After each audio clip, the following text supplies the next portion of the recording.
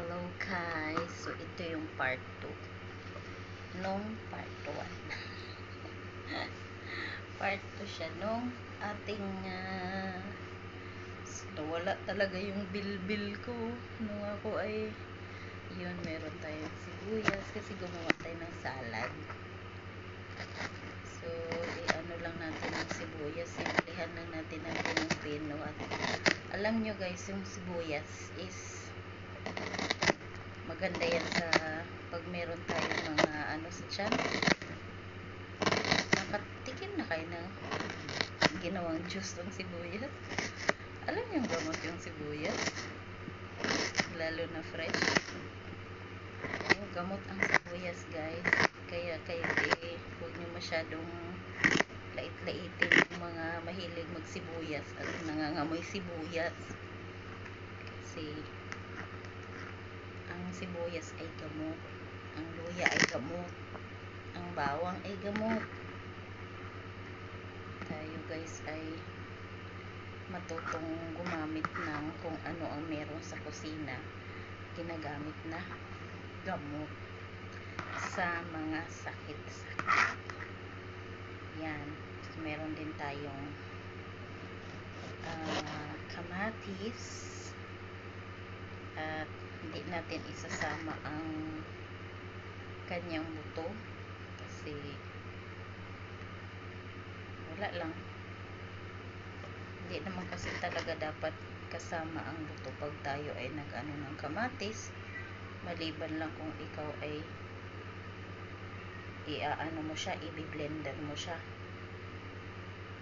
kasi alam nyo pag binlender tapos nakasama yun itong mga di ba mas juicy siya. So pwede naman talaga siyang isama, pero dahil magsasalad tayo, kalmahan lang natin yung gumagalaw yung face. Nandyan kasi yung cellphone. So naririnig nyo sa labas yung ngayaw-ngayaw. May ngayaw-ngayaw kasi doon sa labas. So ayun guys, mas pipiliin ninyo ang magtiyagang maghiwa, matyagang alam nyo yun, gumawa ng mga pagkain na mas ikakabuti ng inyong kalusugan. Tinagalog na talaga ng malalim, kasi at the end of the day, alam mo, ikaw naman ang makikipag-deal sa iyong nararamdaman, sa epekto ng mga pagkain, at saka kahit yung ina-apply natin externally. Hindi man ibang tao nun makipagbakbakan o hindi man ibang tao ang magre-react nun, kundi ikaw, ang katawan mo mismo, diba? So tawag nun is maging mindful ka sa mga kinakain, pinapasok mo internally at saka ina-apply mo externally. Nung kailan lang meron akong na encounter ang side effect ng palagi ang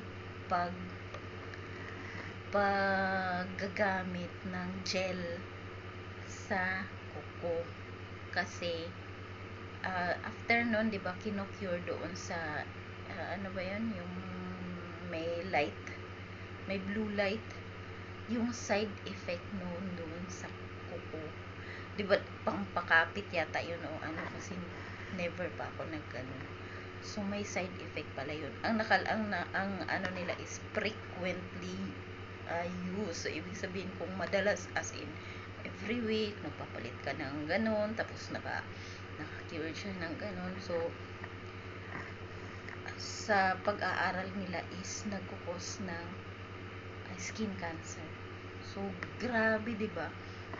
Hindi mo siya, depende yun sa katawan, kasi hindi naman pare-parehas lahat ng katawan. So, yun lang, senior nila yung according sa pag-aaral, yung side effect ng frequent use. So, maging mindful tayo sa mga inaano natin externally at saka internally. Hindi dahil tumatanda na tayo or ano, at all ages.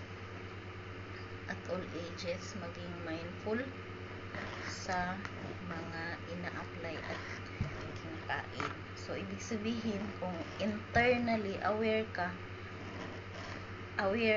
ka dapat ang mga bagay-bagay na sinusubo mo bagay-bagay, mga pagkain na kinukonsume mo, ano yung magiging epekto noon.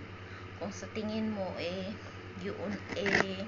magiging basura lang sa iyong internal organ, bakit mo siya kakainin?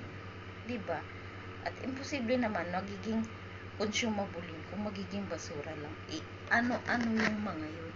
Yung mga highly processed at saka madaming mga chemicals na nilalagay para ma-store siya ng matagal or ma-prolong yung ano niya, meaning hindi siya consumable man siya pero hindi siya advisable na magiging regular consumption mo. Like yung lagi ka na lang nag-almusal ng tusino, longganisa, hotdog, ganun. Di ba, ano yun? Siguro, consumable, mag-consume ka once a week or once a month, pero hindi everyday kasi nga yun magiging effect, reaction ng katawan. So, ayun guys, sana marami tayong isaalang-alang. Sarap kasi mabuhay pag yung nabubuhay ka ng hindi ka nagkakasakit. Ako bihirang-bihira lang ako nagkakasakit. Madalas na ano ko lang is pananakit ng ulo kasi yan, nagpupuyat na yung routine ng tulog is paiba-iba. Yun lang ang nararamdaman ko kadalasan. Pero yung ganun na magdumi ka ng bongga at saka manakit yung tiyan mo, alam ko nangyari sa akin. So yun, lagyan natin ito ng paminta kasi ang paminta is magdagdag ng anghang, sipa. Tapos itong ating ano tong ginagamit ko, pink salt at saka rock salt yung isa.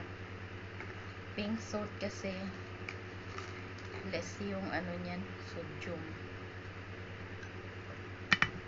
So, gagawa ako ng walang tuna at gagawa ako ng may tuna. Ayan siya. Diba? Wala kasi ako malaki pang ano nito papipigaan na natin ng lemon. Ayan, meron tayo dito lemon. Ganyan ako magpiga ng lemon. Ano naman to, may buto na pino lang. Ang saan galing to na lemon. Kasi yung may lemon ng Oman, green, lime. Ano yun? Kahit sa ang mga garden, makikita mo sa mga bahay-bahay, may mga ganun sila. Inaano nila yun pag pinigaan, hinahalo sa pampaasim ng mga lulutuin. Agoy.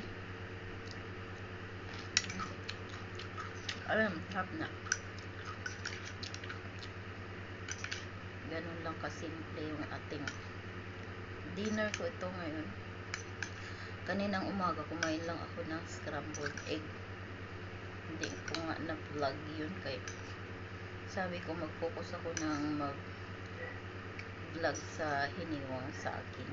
Meron din ako dyan saging na hiwain ayoko pang kumain ng saging ngayon dahil okay na naman na ako ngayon. Pero alam niyo talaga nakaka-solve, ano tong pag ano ng saging kasi nakakaano ng tiyan din yun pag ikaw nagdumi. Kain ka ng saging. Yun, kumain ako ng saging nung time na yun. Saging lang ang naging pagkain ko nung time na yun. So, ayan ang ating isang bowl ng salad. Wala pa tong tuna. Kasi sa kabila, hiwalay ko ng gagawin yung may tuna. At saka, papakihin ko na lang yung itlog kasi hindi ako sure kung na hard boiled siya kasi saglit ko lang siya, ano baka ano siya ba, yung runny, yung may halfway lang ba, hindi masyadong na hard yung dilaw, kaya hindi ko siya i-mix dito. Pero ito okay na to. Dapat mga ganito lang talaga yung everyday may ganito kang consumption kasi kompleto na yun, tsaka busog ka na. May itlog or kahit wala na ng tuna eh, kaya lang natanggalan ko na ng tubig, nabuksan ko na. Yan ang ating food for today. Ayan guys, thank you for watching sa ating part 2.